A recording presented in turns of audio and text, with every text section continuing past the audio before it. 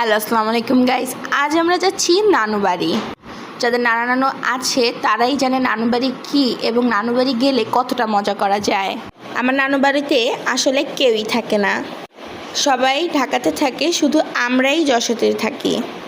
আসলে নানা নানু যখন বাড়িতে থাকতো তখন মাঝে মাঝে নানু বাড়ি যেতাম নানা নানুকে দেখতে। নানা মারা যাওয়ার পরে নানু আর বাড়িতে থাকে না, ঢাকাতে থাকে। নানা মারা গেল 1 বছর হয়ে গিয়েছে।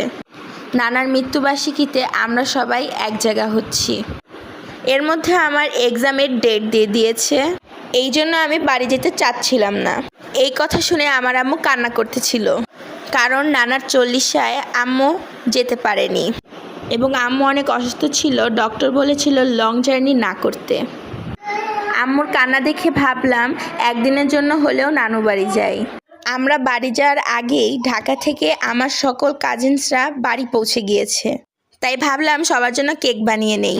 অনেক লং জার্নির পর তো, তাই আমি 2টা জার কেক বানিয়ে নিলাম, একটা নানুর জন্য, একটা কাজিনসদের জন্য।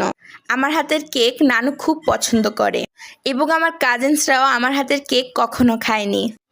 গাইস, আমি রাত 12টার সময় ডিসিশন নিয়েছি যে আমি বাড়ি যাব। দেন আমি রাত 12টার পরেই কেক বানানো শুরু করেছি। তোমরা যে ভিডিওটা দেখতে পাচ্ছ, এই ভিডিওটা রাত 2টার সময়। কেক বানানো শেষ করেছি আমি রাত 3টায়। রাত 3টা পর্যন্ত কেক বানানোর পর আমার চোখে প্রচণ্ড ঘুম, তাও আমি ঘুমাচ্ছিলাম না, কারণ এখন আমি ঘুমালে সকাল 10টার আগে আমি ঘুম থেকে উঠতাম না। তাই আমাকে জাগিয়ে রাখার জন্য আম্মু সারা রাত জেগেছিল, যাতে আমরা অনেক ভোরে রওনা দিতে পারি নানু বাড়ি। কিছু সময় পরই ফজরের আজান দিল।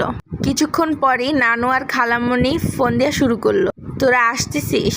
বাট আমরা তাদেরকে বলেছি আমরা বাড়ি যাচ্ছি না। আসলে আমি একটা সারপ্রাইজ দিতে চাচ্ছিলাম, যেন হঠাৎ আমাদের দেখে চমকে যায়। ফাইনালি নানু কেকটা তৈরি হয়ে গিয়েছে। নানুর জন্য সিম্পল একটা ডেকোরেশন, কাজিনদের জন্য চাঁদের একটা ডেকোরেশন করেছি। দেন আমরা রওনা দিয়েছি অনেক লং জার্নি গাইস, তোমাদের তো বলাই হয়নি। আমার টমেটোর মতো একটা গুলুগুলু ভায়া হয়েছে। দেখো, জার্নি করে প্রচণ্ড ঘুম পাচ্ছে। গাইস, সবাই আমার নানার জন্য দোয়া করবেন, আল্লাহ যেন তাকে জান্নাতবাসী করে, এবং আমার গুলুগুলু ভাইয়ের জন্য দোয়া করবেন। অ্যান্ড ফাইনালি আমি নানু বাড়ি পৌঁছে গিয়েছি। সবাই ভালো থাকবেন, সুস্থ থাকবেন। আল্লাহ হাফেজ।